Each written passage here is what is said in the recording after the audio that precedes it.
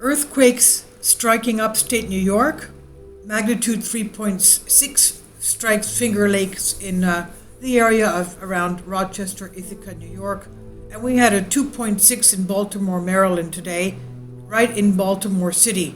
Of course, we're going to look at maps that show these earthquakes at the Canadian Earthquake Center maps, because a lot of times we don't have the USGS showing these earthquakes. Or if they do show them, they're off the map a few days later. So this is the Finger Lakes region of upstate New York. There's about 5 or 6 lakes in the area south of Rochester, around Ithaca. And of course, Baltimore was hit today. As we know, Baltimore, Maryland is a very low-lying area, basically an estuary of a bay, and this is very soft area of liquefaction, as we know that this eastern area feels earthquakes a lot more easily than West Coast does. Let's take a look at the map to see what's going on there. A little bit of the past earthquake. This is the geometry of the area of the Great Lakes. You can see Lake Erie, Lake Ontario at the 5 o'clock position there. That's upstate New York, and going into Quebec and Montreal. That is an area we don't talk about much, but there's an area there like a huge supervolcano of Wyoming status. This is the area of the Great Lakes region. Just below that, you can see that horseshoe-looking thing in a light pink. It says 1.1. That's the Coenan Rift. That is a mantle plume there. There's magma under there. And of course, they don't know where that originates from, but that 1.1, that horseshoe thing over there in the middle of the continent, stretches into Texas and then goes west into Nevada and Arizona.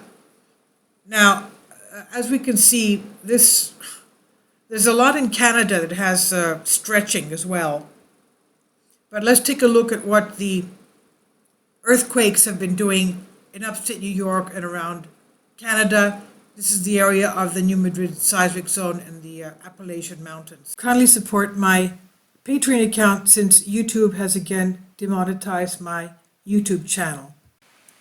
The daily posts are 5 videos daily, and they are totally different from what I have on my YouTube channel. Thank you so much for your support and that you find all my content so interesting. You'll find the Patreon account details in the description box below.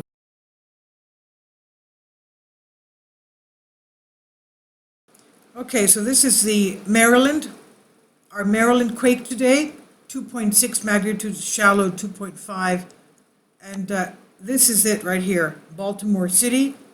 And going to the map, the aerial of the map, and you can see the whole thing is really very close to the water. Very soft estuary type of thing right there, very low lying. And this is the Finger Lakes region right there, where we had the 3.6 the other day. The Canada quakes show this. This is the 3.2, 3.2, upstate New York. And these are the Finger Lakes that we saw before. Should we go to the aerial? No, it doesn't have aerial here. Okay, that's it right there, south of Rochester, Finger Lakes, near Lake Canandaigua. Ithaca, I used to live in Ithaca before moving to New York City.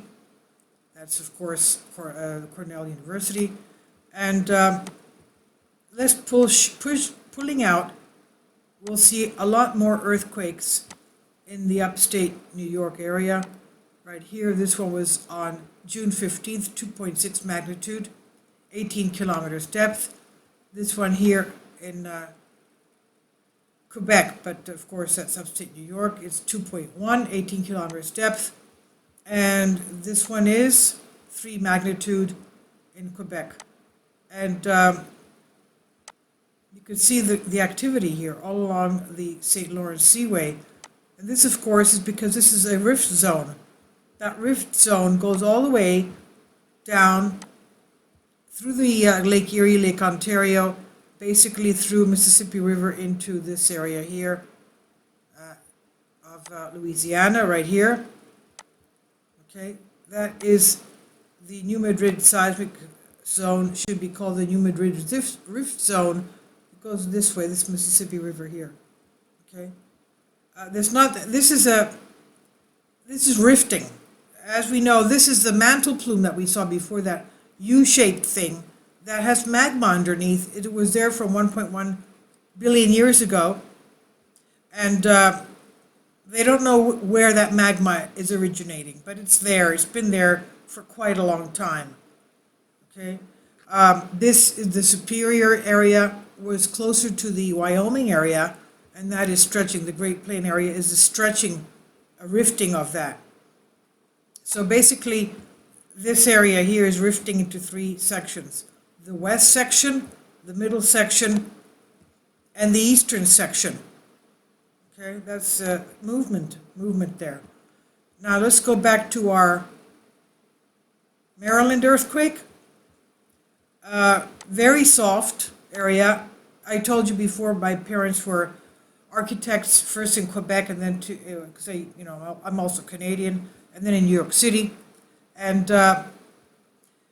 this is much softer, of course. The fact is that we have to be careful of where we're building, because look what happened in Florida with the collapse of the condominium there, and they knew that it was sinking for quite a few years.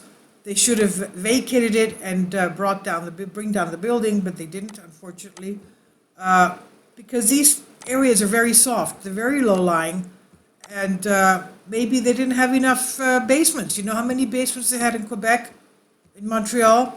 As many floors as you had above ground. Let's say you had a 5-story building, you had to have 5 basements underneath to support the building.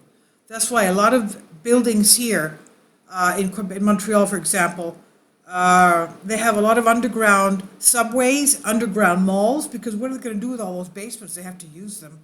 And so basically every every subway station has a mall, a mall, and there's a subway station practically in every neighborhood, because it's so easy to have underground transport, because the weather there is so inclement in the winter is just unbelievably, terribly cold. Most of the time it was colder there than it was in Alaska. But this is how soft this area is, very soft, and that's why you can feel it. Where are we? Here we are, Washington. That's it, okay? And as we said before, usually 816 people reported feeling this. Usually, they don't have it, but anyway, usually the earthquakes here are felt 10 times more than they're felt on the West Coast, because everything is so soft here. And as we saw before, we have a tremendous amount of activity. This one here, about a month ago, May 28th, that wasn't small, 3.2. How many could have felt it? I mean, Baltimore said 800 people today reported feeling, 816. I would imagine a lot more felt it in the whole area of upstate New York. So this is today on St. Lawrence River. As we said before, that's the area that is the rift zone that continues all the way down through this area, okay, through the Mississippi, of course. We know all rivers are fault lines. There's the Mississippi right there. Look at that, Lake Erie, Lake Ontario, right there. That is, of course, part of the rift zone, and not much yet to go. Not much yet to go, because it's a rift area. Okay, so all of you there, please be aware, please be careful in the New York area. As we know, we also have a seamount here, 30 seamount volcanoes. We remember that we have 5 volcanoes in Maine, basically 4 in a 100-mile area. And yes, Maine has volcanoes. A lot of people that go walking may say sometimes they smell rotten egg smell, which is not good, because, of course, those volcanic gases have to escape. That's probably where they get that smell from. Okay, so all of you there, please be very careful. This is just normal activity, obviously, but the Earth is growing, as we know, at the rate of a human fingernail every year. So our Earth is always changing and adjusting, which is normal. Thank you for your support. Please leave your comments. Thank you.